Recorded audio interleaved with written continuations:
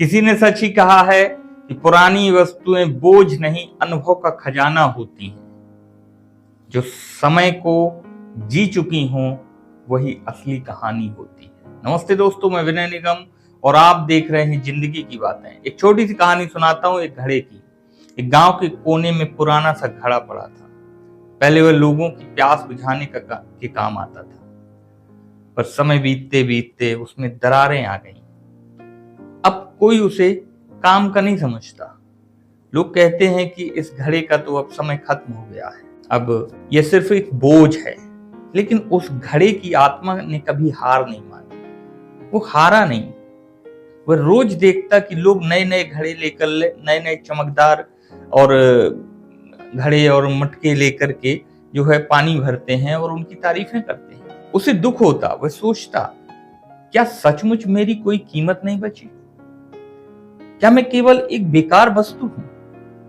उस गांव का एक गरीब किसान हर रोज उस टूटे घड़े के पास से गुजरता था। एक दिन उसने सोचा कि इसमें तो दरारें तो हैं, लेकिन अभी भी यह थोड़ा बहुत पानी रोक सकता है। शायद मैं इसे काम में ले लूं।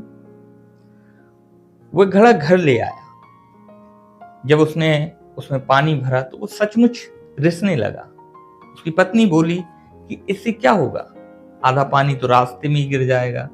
किसान मुस्कुराया और बोला, कोई बात नहीं, आधा पानी ही सही, लेकिन इसका भी अपना एक महत्व है। किसान रोज उस पुराने घड़े में पानी भरकर अपने खेत की ओर ले जाता था। रास्ते में पानी टपकता और घड़े को शर्म आती कि मैं पूरा नहीं हूं, मैं अधूरा हूं, मैं पूर्ण हूं। लोग मुझे क्यों इस्तेमाल कर रहे हैं? उसके मन में कई ख्याल आते।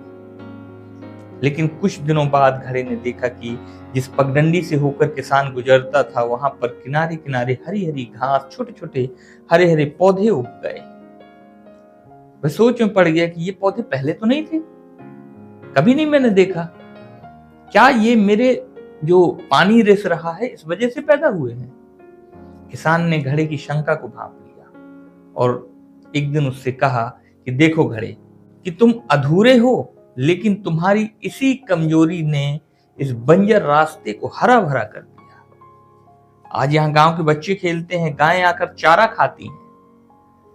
तुम्हारी दरारें ही दूसरों के लिए जीवन बन गई हैं। घड़े की आंखें भर आई। वह समझ गया कि हमारी कमियां भी किसी और के लिए वरदान हो सकती है।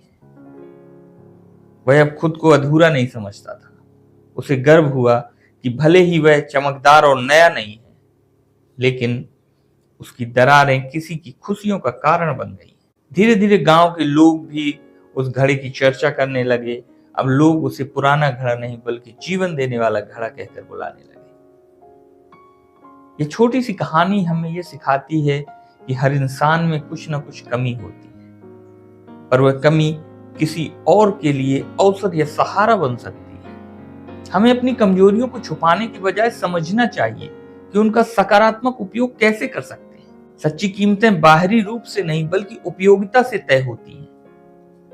अगर हम हार मान लें तो सचमुच बेकार हो जाते हैं, लेकिन अगर हम जिद करें तो अपनी अपूर्णता में भी महानता पा सकते हैं।